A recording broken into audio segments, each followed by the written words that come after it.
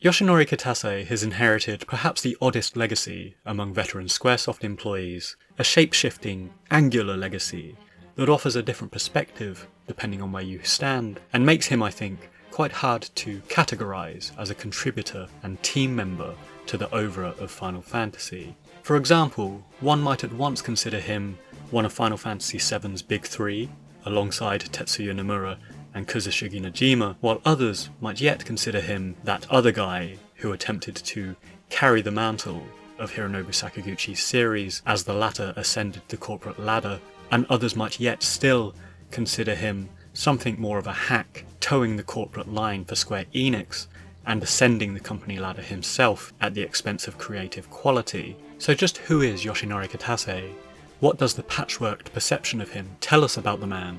And what are his contributions to the overall oeuvre of the Final Fantasy series? Now, beginning at the beginning, Kitase's career path is not dissimilar from the previously discussed Tetsuya Nomura, insofar as he debuted at Square in this early middle era after the first quartet of games, and began his career dipping into everyman aspects of game design on both Mystic Quest and Romancing Saga, before contributing more substantially on Final Fantasy V. Like Nomura, he was also a Square employee with a more creative academic background rather than computer science or software engineering. Kitase studied filmmaking and was a self-described stickler for structure, pace, and editing in RPG stories.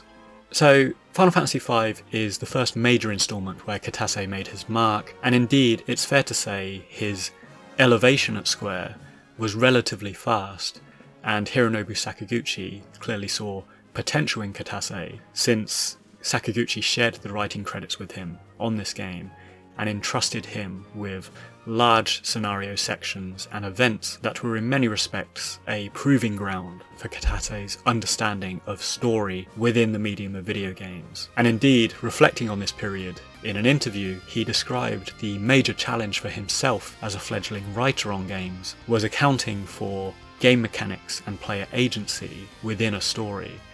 and the education that Sakaguchi provided him to this end was ensuring the two integrated seamlessly towards an overall experience. Personally, I also feel that looking at Final Fantasy V, various tropes that are particular to Kitase emerged here, and as I think I've mentioned in the past, we begin to see recurring comical villains, for example. So in this case we had Gilgamesh in Final Fantasy V, but looking at later games that Kitase would write and direct, we had Ultros recurring as a comic villain in Final Fantasy VI, we had the Turks and Corneo in Final Fantasy VII, and we had Biggs and Wedge in Final Fantasy VIII. And I really liked these little nuances that I feel Kitase in particular added and elevated within his games in an effort to balance the comic and the sincere in the overall structure of a story. Moving on, while Final Fantasy V was a moderate, though I think underappreciated success, Kitase elevated next to work on Final Fantasy VI, alongside another recently discussed Square alum, the battle and system designer Hiroyuki Ito, and these appointments came in the wake of Hironobu Sakaguchi's promotion to Executive VP at Squaresoft, but are telling, I think, in the trust that was placed in Kitase so early in his career, where, with the support of a seasoned systems designer, he shared a prominent role in the writing and direction of Final Fantasy VI, and it's the first indication that, as Sakaguchi himself later claimed, Kitase was being passed the torch of Final Fantasy in terms of direction and vision. Now, it's interesting to dwell on this a little, because many mark Final Fantasy VI, and certainly Final Fantasy VII, as a turning point and departure from the Sakaguchi-style Final Fantasy games. So many might wonder what indeed Kitase really inherited from his predecessor. And for my part, and as we covered at length in my Hironobu Sakaguchi episode, I think a lot of this comes down to leadership style and methods of writing, methods of directing.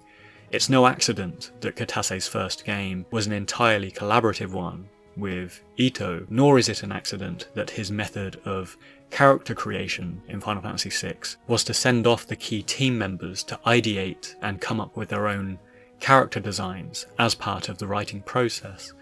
because I think what Sakaguchi instills in teams is a strong sense of collaboration, of horizontal hierarchies, and utilising personal strengths and attributes rather than rank to contribute to the game design process. So I think Kitase inherited this, and in his role as director with a cinematic mind, he simply arranged everything into a well-paced, well-structured arc that created the cohesive whole of Final Fantasy VI as an experience. And much like his introduction of recurring comic villains, I think Final Fantasy VI dialed up another Kitaseism regarding structure and character,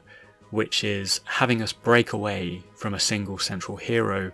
to periodically control different subsets of the party through the adventure. So in Final Fantasy VI we have the Leith River scenario where we control Sabin, for example. We have the World of Ruin where we break away into individual character stories, and likewise later in Final Fantasy VII we break off from Cloud periodically to control Aerith or Tifa or Cid at specific intervals of the game, and I think that really lends well to pacing and character development, but also this attentiveness to game design and how these unique character classes are designed to work in certain scenarios that have been built up around their portion of the game. Kitase is also responsible, perhaps obviously, looking at his interest in cinema, for the more emotive reprieves in Final Fantasy VI, and Sakaguchi has stated in interviews in the past how impressed he was with Kitase's event scenarios, such as the Opera House segment, Celis's suicide segment, and Setsu's introspective reminiscing scene. Now, the qualities shown in Kitase's work on Final Fantasy VI perhaps contributed to another Kitase-Sakaguchi collaboration, which was the immensely popular Chrono Trigger, but in this interval between Kitase's work on Final Fantasy VI and Final Fantasy VII, I think it's an interesting one. I think he was probably handpicked by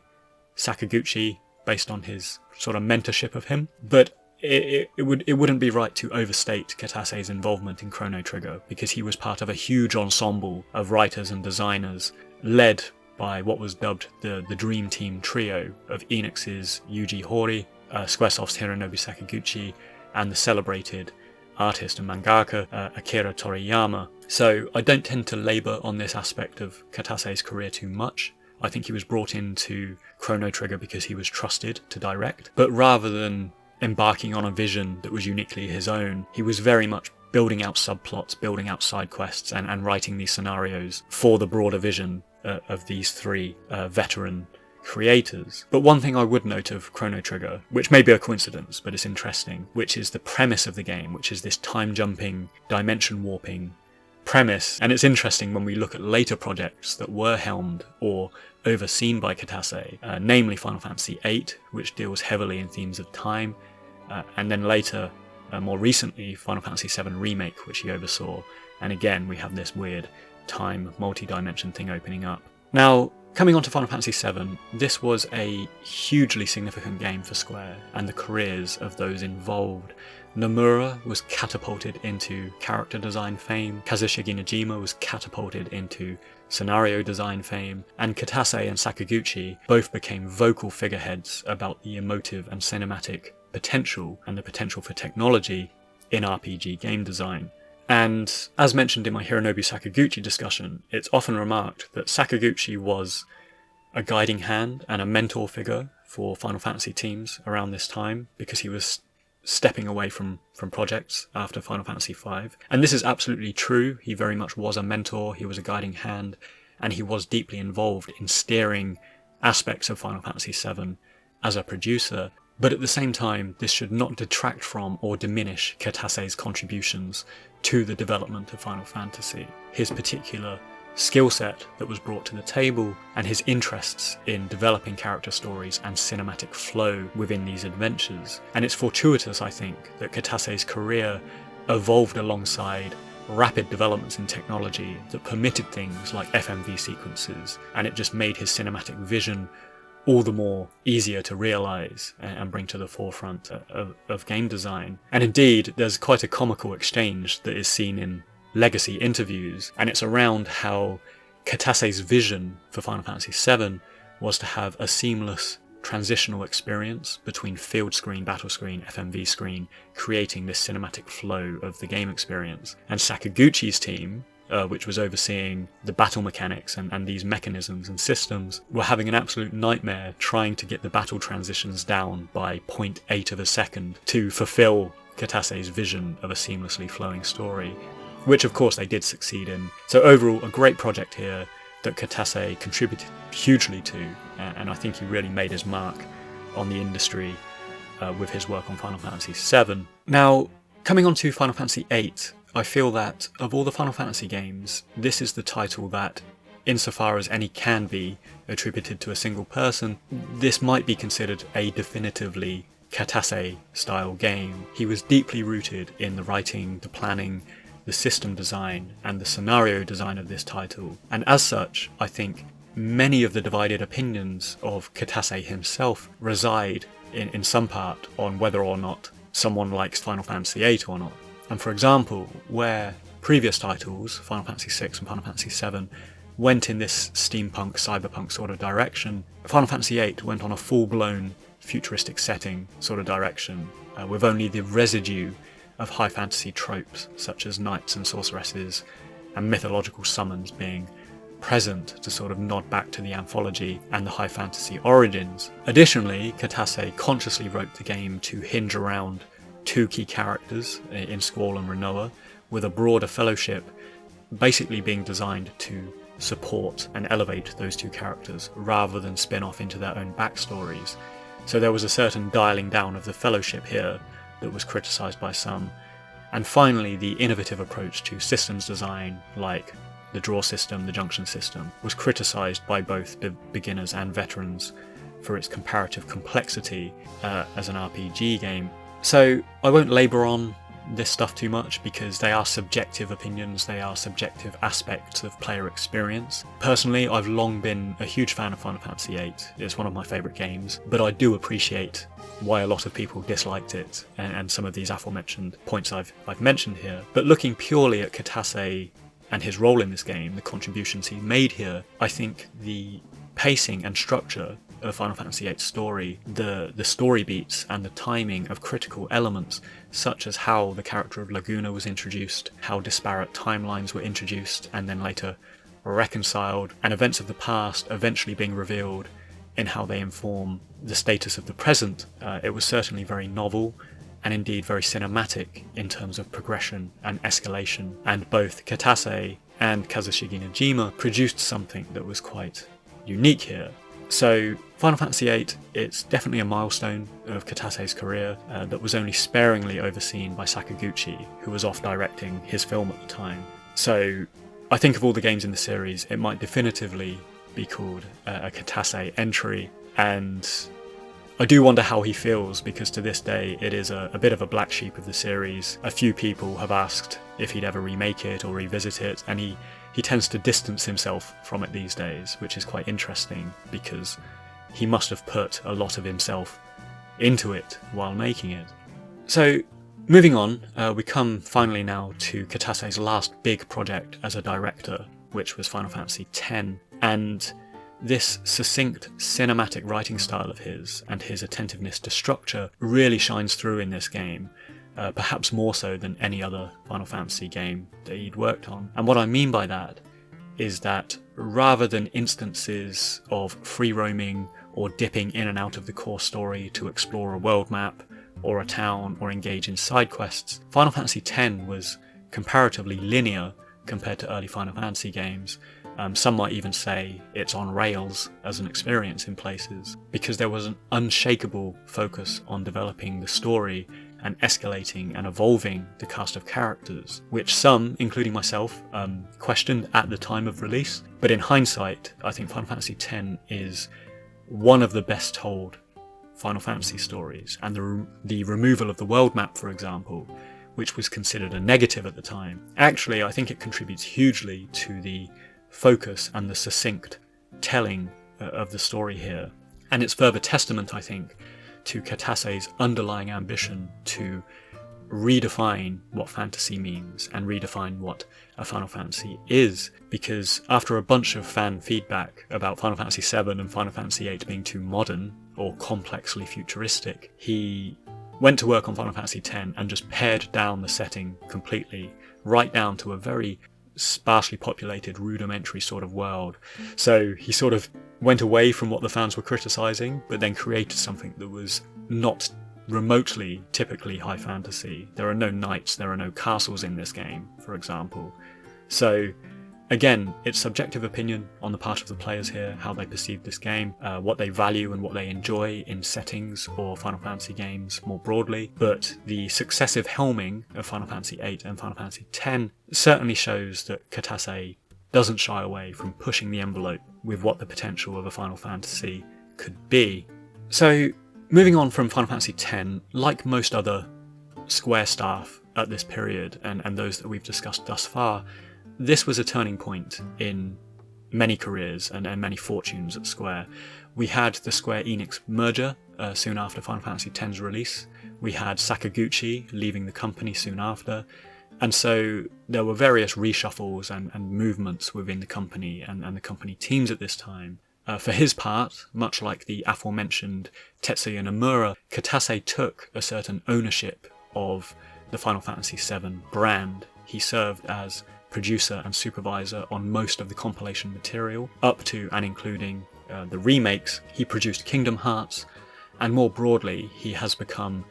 the brand manager for the entire Final Fantasy anthology, tasked with keeping the series consistent, overseeing timelines and things like that. And very finally, more recently, he has become part of a Final Fantasy committee alongside long-serving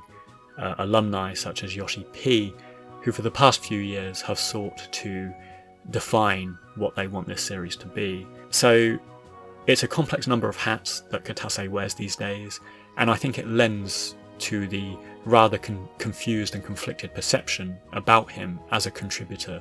to this game series, and particularly those dissenters of Square Enix as a company who feel that Kitase is perhaps just being a bit of a corporate yes man, climbing the ladder, rather than governing the actual creative interests and direction of Final Fantasy. And it does make me laugh a bit actually, because if you look at Kitase as an individual, particularly when he stood alongside his former colleagues at reunions and stuff, we have this slightly laconic, moustache-touting surfer guy in Hironobu Sakaguchi. We have the bandana-wearing bohemian, Nobu Uematsu, and this long-haired beatnik-looking Kazushige Najima. And then we have Kitase next to them, and he is very much the stereotype-looking guy of the Japanese salaryman. He wears the suits, he has the homogeneous haircut, and all of that sort of stuff. And so, naturally, being a highly ranked Square employee today, he conducts himself a little more formally than his contemporaries. So certainly doesn't help this idea of him and those that criticise him. But nonetheless, I think ultimately Kitase's contributions to Final Fantasy can't be understated. He is responsible for some fantastic writing, scenarios and direction over the course of these games when they were at their absolute peak. His decision to stay at Square and oversee divisions that admittedly did put out some of the more questionable Final Fantasy media is where the mixed perceptions lie, I think. And it's down to whether one feels that Kitase prevented these titles from being worse than they otherwise might have been, whether he simply toes the company line and is beholden to executives above him, whether he has simply failed to step into Sakaguchi's shoes and become that guiding hand for younger teams that Sakaguchi was, or indeed whether recent changes in management are actually going to enable Kitase and the teams beneath him a lot more than was previously possible. So it's a really odd one that, from the outside looking in, it has no clear definitive answer today. But what is irrefutable is that under the mentorship of Sakaguchi in the mid to late 90s, Kitase struck gold and helped build Final Fantasy into the powerhouse and the benchmark of RPG gaming and writing that it's known as today.